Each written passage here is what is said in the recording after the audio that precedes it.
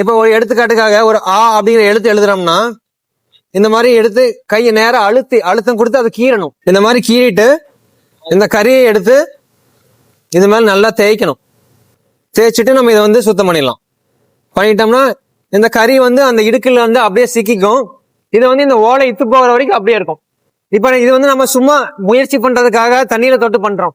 இதுலயே வந்து நம்ம எண்ணெயில தடவி எண்ணெயில போட்டு தேய்ச்சோம்னா அது வந்து எத்தனை வருஷம் ஆனாலும் அப்படியே இருக்கும். வணக்கம், என்னோட பேர் மனோஜ்குமார். நான் வந்து பெருந்துறையில இருந்து வர்றேன்.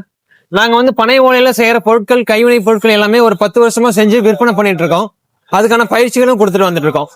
நம்ம இங்க என்ன பண்றோம் அப்படின்னா, நம்ம இலக்கியங்கள், தமிழ் இலக்கியங்கள் எல்லாமே பாத்தீங்கன்னா பனை ஓலைகள்ல தான் வந்து நம்ம எழுத்துன்னு சொல்ல மாட்டோம், கீறல்னு சொல்லுவோம். அந்த மாதிரி கீறி நம்ம 300-400 வருஷத்துக்கு அதை பாதுகாத்துருக்கோம். அதுக்கப்புறம் திரும்ப அதை படியெடுத்து 2000-3000 வருஷமா நம்ம வந்து அதை பாதுகாத்து கொண்டு வந்திருக்கோம். அதனால ஒரு அருமையான ஒரு பொருளை, நம்மளோட மரபு பொருளை நம்ம திரும்பவும் நம்ம வழக்கத்துக்கு கொண்டு வரணுங்கிறத நம்மளோட விருப்பம்.